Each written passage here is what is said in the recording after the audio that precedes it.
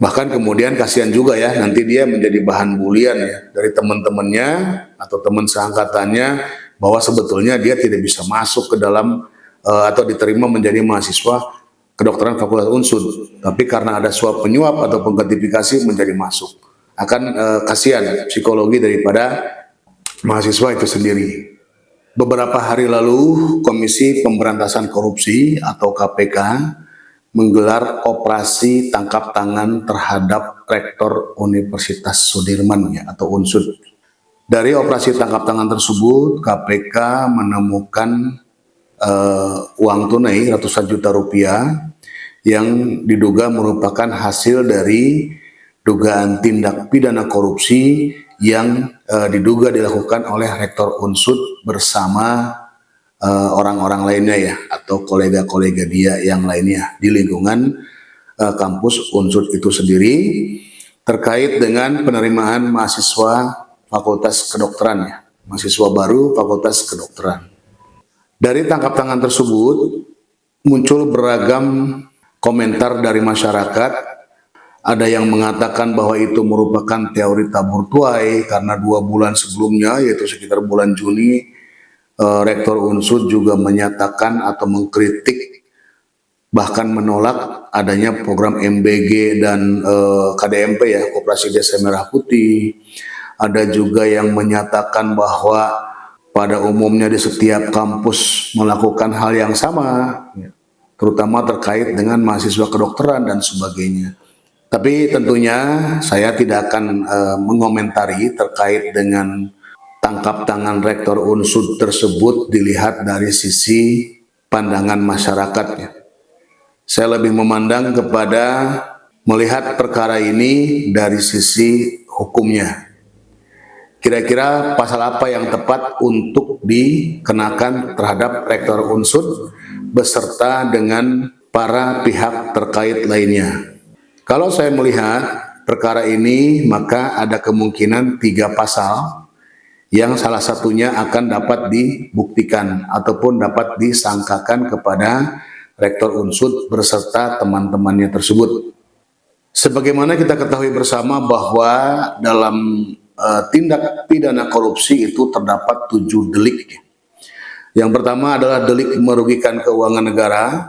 Yang kedua adalah delik suap menyuap, baik suap aktif maupun suap pasif. Yang ketiga adalah delik gratifikasi. Yang keempat ada delik pemerasan dalam jabatan.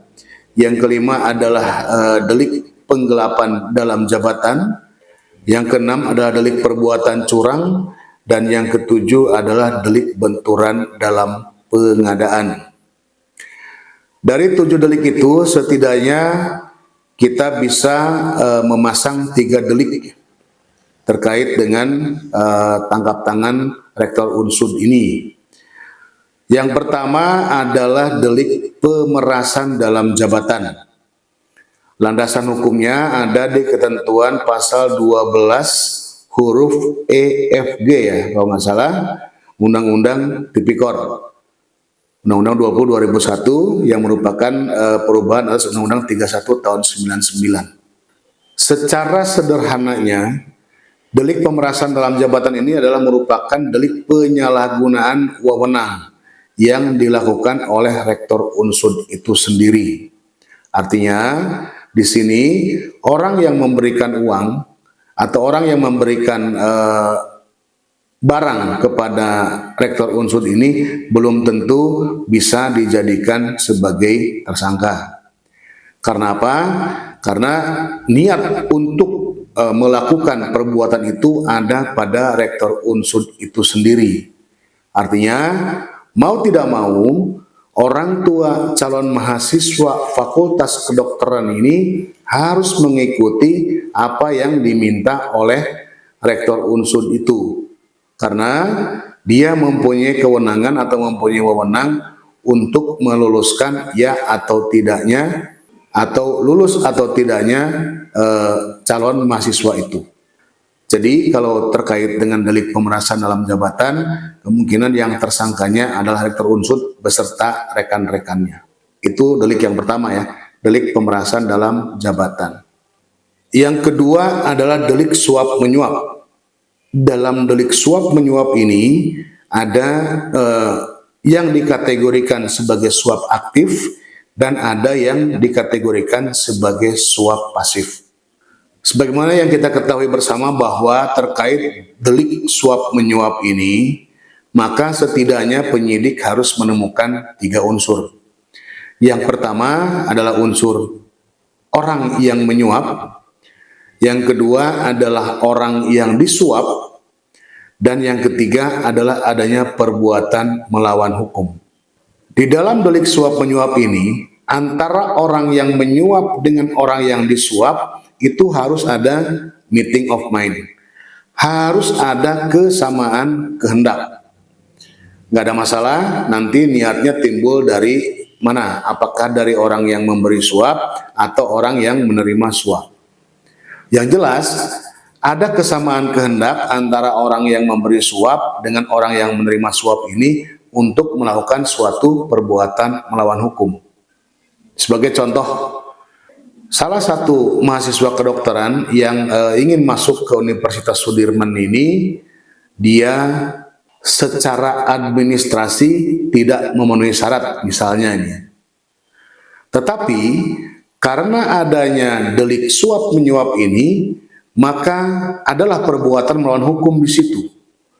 Ada yang tadinya tidak memenuhi syarat menjadi dianggap memenuhi syarat, sehingga yang seharusnya calon mahasiswa itu tidak bisa masuk ke Fakultas Kedokteran Unsud, tetapi karena adanya delik suap menyuap ini menjadi masuk. Jadi itu sudah terpenuhi ya 3 unsurnya. Ada orang yang menyuap, ada orang yang disuap, dan ada perbuatan melawan hukum. Perbuatan melawan hukumnya apa? Yang tadinya calon mahasiswa itu tidak masuk menjadi masuk. Kemudian delik yang ketiga adalah delik gratifikasi. Berbeda dengan delik suap menyuap. Kalau delik gratifikasi itu tidak perlu adanya meeting of mind. Tidak perlu adanya kesamaan kehendak antara orang yang memberi dengan orang yang menerima. Jadi orang yang memberi itu memberikan uang ataupun barang kepada rektor Unsud ini, dia harus yakin bahwa pemberiannya itu berhubungan dengan jabatan atau kedudukan si rektor Unsud ini, yang dia harus mengetahui bahwa tujuan dia untuk memberikan uang ataupun barang kepada rektor Unsud ini adalah untuk meloloskan anaknya menjadi mahasiswa Fakultas Kedokteran di Unsud ya, karena rektornya sudah diberikan uang ataupun barang.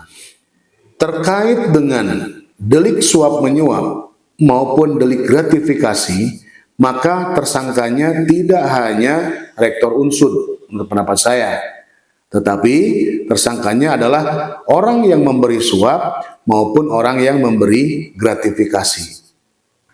Bagaimana dengan status mahasiswanya yang sudah terlanjur dinyatakan diterima pada Fakultas Kedokteran itu?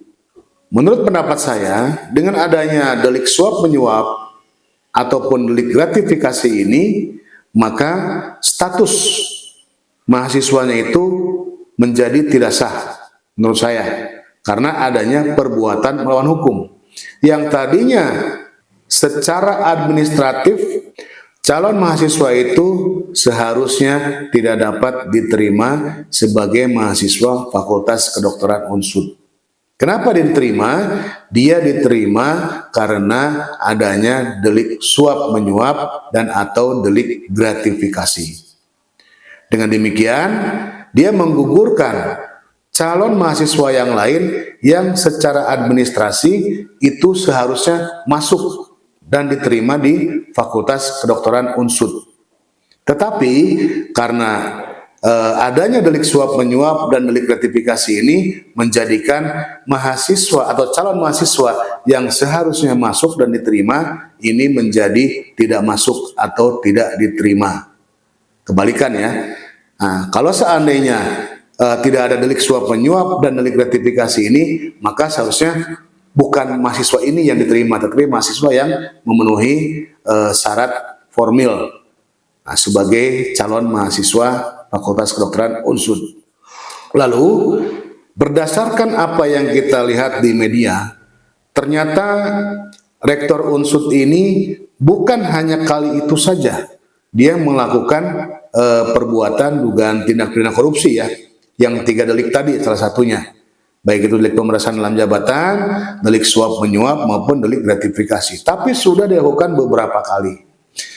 Karena dilakukan beberapa kali oleh satu pelaku yang sama dan dalam lokus dan tempus yang berbeda antara perkara satu dan perkara lainnya, waktu dan tempat kejadian yang berbeda, maka terhadap Rektor Unsud dan kawan-kawan ini, di samping nantinya dikenakan delneming atau penyertaan tindak pidana, maka patut juga atau dapat juga dipasang terkait dengan sangkaan perbarengan tindak pidana atau Samenloop van Strafbaarheden, tepatnya sebagai Meerderheid Samenloop atau konkursus realis di ketentuan pasal 127 KUHP yang baru.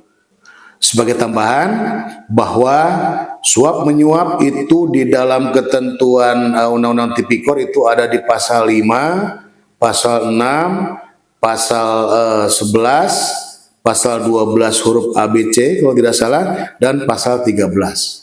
Namun di dalam KUHP yang baru, ketentuan pasal 5, kemudian pasal 11 dan pasal 13 itu dirubah oleh ketentuannya atau tolak ukurnya harus menggunakan ketentuan pasal 605 dan 606 KUHP yang baru.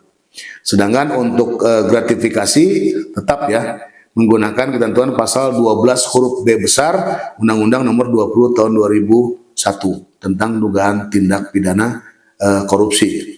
Perubahan atas Undang-Undang Nomor 31 Tahun 99. Jadi kesimpulannya, menurut pendapat saya, apabila memang niatnya itu hanya ditemukan pada diri Rektor Unsud, maka perkara ini masuk ke dalam delik pemerasan dalam jabatan.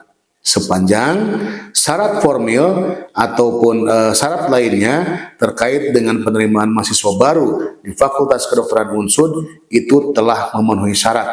Artinya si orang tua calon mahasiswa ini secara terpaksa memberikan uang kepada rektor karena semata-mata hanya untuk meluluskan anaknya masuk di Fakultas Kedokteran. Meskipun dia tahu bahwa sebenarnya syarat formilnya sudah cukup. Lalu bagaimana apabila ini masuk kategori delik suap menyuap atau delik gratifikasi? Jelas tadi salah satu unsur suap adalah adanya orang yang menyuap, adanya orang yang disuap, dan adanya perbuatan melawan hukum. Karena calon mahasiswa Fakultas Kedokteran ini masuk dan atau diterima sebagai mahasiswa Fakultas Kedokteran terlebih dahulu melalui adanya perbuatan suap menyuap ataupun gratifikasi, maka harus dicek terlebih dahulu apakah memang calon mahasiswa ini masuk atau tidak secara formil terkait dengan syarat-syarat menjadi mahasiswa baru di Fakultas Kedokteran. Jika memang yang seharusnya dia tidak memenuhi syarat, tetapi karena adanya delik suap menyuap ataupun gratifikasi ini menjadi masuk, maka itu harus digugurkan juga status kemahasiswaannya di Unsud. Bahkan kemudian kasihan juga ya, nanti dia menjadi bahan bulian ya dari teman-temannya atau teman seangkatannya bahwa sebetulnya dia tidak bisa masuk ke dalam atau diterima menjadi mahasiswa kedokteran Fakultas Unsud, tapi karena ada suap penyuap ataupun gratifikasi menjadi masuk. Akan kasihan psikologi daripada mahasiswa itu sendiri. Demikian kesimpulan saya. Jadi saya ulangi bahwa terhadap tersangka Rektor Unsud yang kena OTT oleh KPK, maka setidaknya terdapat 3 delik yang dapat disangkakan atau didakwakan nantinya, yaitu delik pemerasan dalam jabatan di dalam ketentuan pasal 12 huruf EFG Undang-Undang Tipikor, kemudian juga ketentuan pasal 605 dan 606 KUHP yang baru terkait dengan delik suap menyuap, dan pasal 12 huruf B besar Undang-Undang Tipikor terkait dengan gratifikasi. Demikian, terima kasih.